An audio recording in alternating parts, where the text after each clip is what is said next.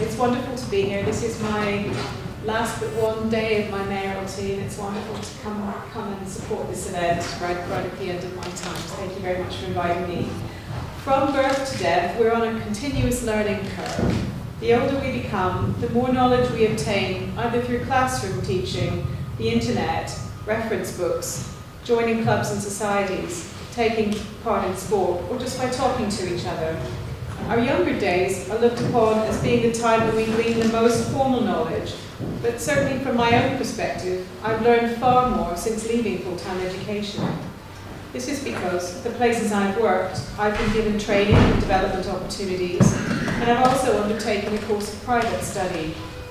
I've become a city councillor, and I serve as mayor, of course, and so I've learned a lot about our city in my time. I've taken up various hobbies and interests, and I enjoy socialising and meeting up with friends. All of these are invaluable ways of gaining more knowledge. When we're younger, we don't always see the value of learning, and there are other things that seem far more important at the time. As we get older, however, we often feel that we would like to pick up on what we may have missed, and we reopen the door to new educational opportunities with a view to boosting our confidence levels and possibly gaining employment. Today's world is extremely competitive, and it is good to try to keep abreast of training and development in order to succeed. Today's event is to celebrate adult learning and to recognise the achievements of individuals who have followed non-traditional methods of learning. All of you have embarked on a learning journey in order to overcome obstacles and acquire new skills. And today is an opportunity for all of us to hear about your many achievements.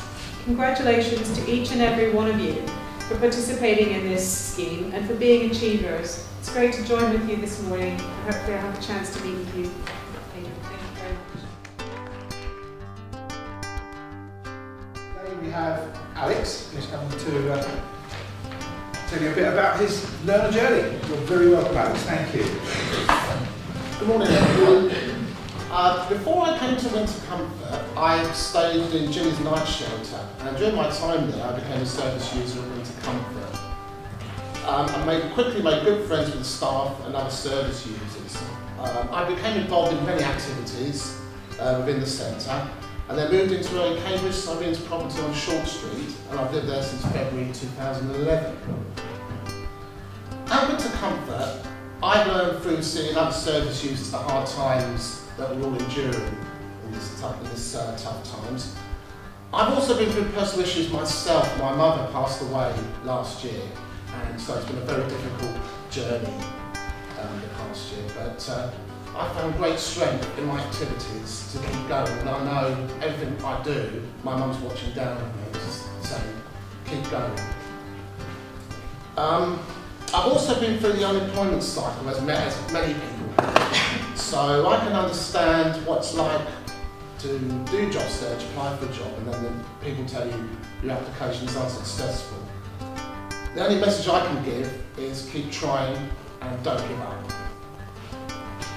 Now the hall we're in today, as was just explained, this is where the Food for Food Community Cafe is. I volunteer here twice a week. It's a lovely place to work. It's a friendly atmosphere, and really it's a lovely place to come and work. And through it, I've improved my catering skills, which is helping with job applications. Next we have Convent Village College, Functional Maths and English. Hello, I'm Diana Cook, and I organise the annual education programme at Competent Village College. For the last 2.5 years, we've been running some sort of outreach courses in Camborne, which is, a lot of you know, the new settlement, which is just a few miles from Competent. And we've been offering there, it was literacy and numeracy, which became functional English and maths, as a lot of you will know. And Catherine joined us about 2 years ago. Good morning everyone, my name is Catherine, and today I would like to tell you a little bit about myself as a child, and then about how getting into adult learning has helped me. As a child, growing up, my parents didn't have a lot of time for me as an individual because they had 8 of us to look after. So as a result of this, my school years were not as good as they could have been. I also found schooling very difficult as my self-esteem and confidence were very low. I was also bullied at school, which didn't help things at all.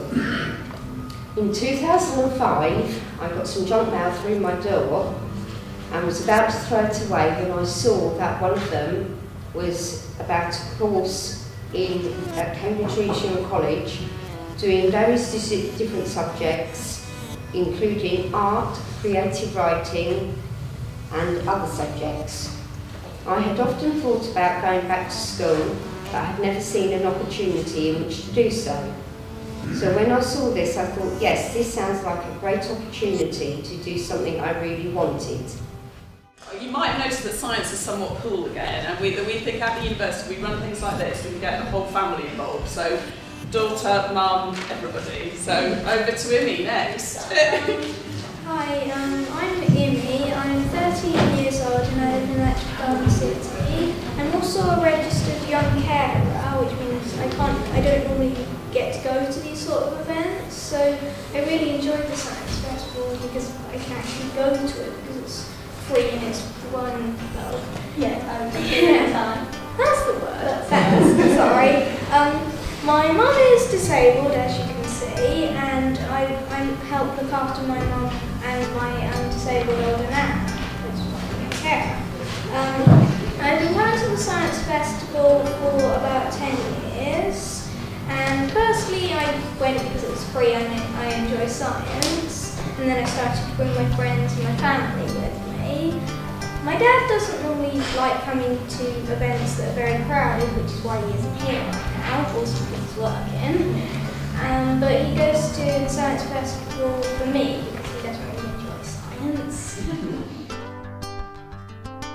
Everybody knows me, but you don't. I'm Lynn Norris from Adult Learning at Schools at the County Council. The point of this presentation is to show you that learning never stops.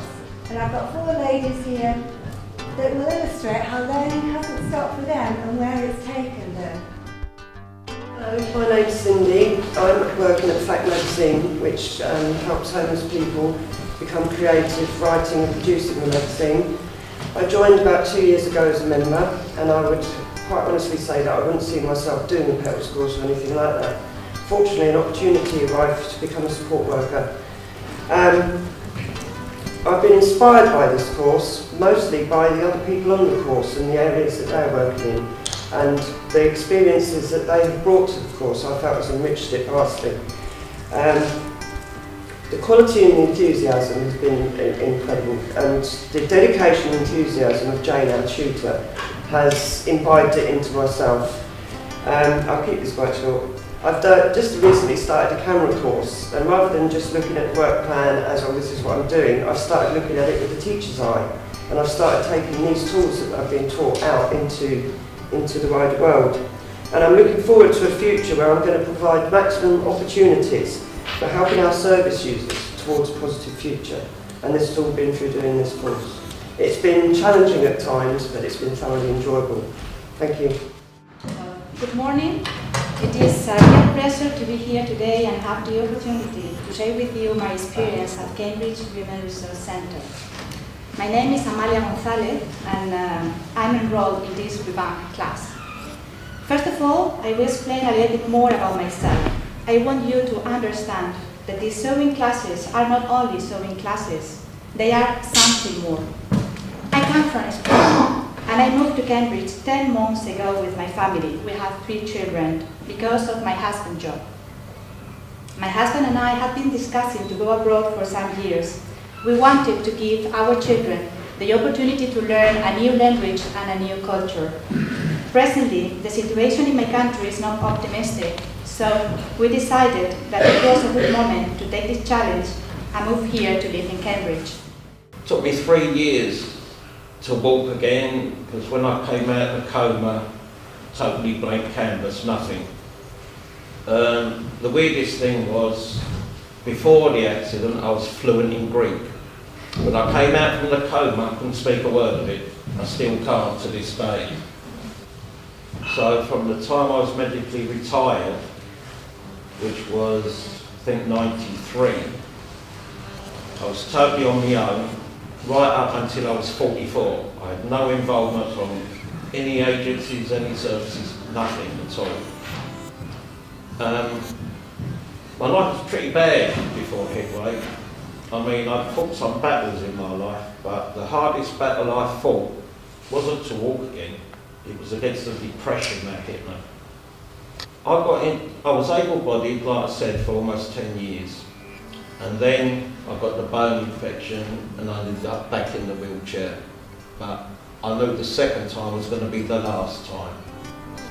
So all the progress I'd made up to that point was gone. Back to square one. No one had mentioned Headway, I'd never heard of Headway at all. Until I moved, registered with GP, and then, bloody hell, the first one to say Headway was Headway. And he explained it was an organisation that helped survivors of brain injury. And he thought it would do me good to help combat the depression, maybe even open up some new skills, social circles, which it did. I was angry, aggressive, and basically I was deliberately pushing people away. Till Henry started working with me, virtually one-to-one in the beginning, I didn't realise I had all these cognitive problems, planning problems. I didn't know how to prioritise. I had to learn to read again, to write. I had to learn what a knife and fork is, let alone what it's for. So it was quite hard for me to stay at Headway, because each day I went there I actually wanted to turn around and go back home. You know, that's how bad I was. Looking back, I thought life was over. I knew I was medically retired, I had a young family, constantly in and out of hospital, and I was thinking, why? What's the point? Because then I didn't see a future. I didn't want a future, I didn't even want to be around. But I had 2 young kids. And the only thing that kept me going was the fact, what would I leave behind? But my life now is totally different.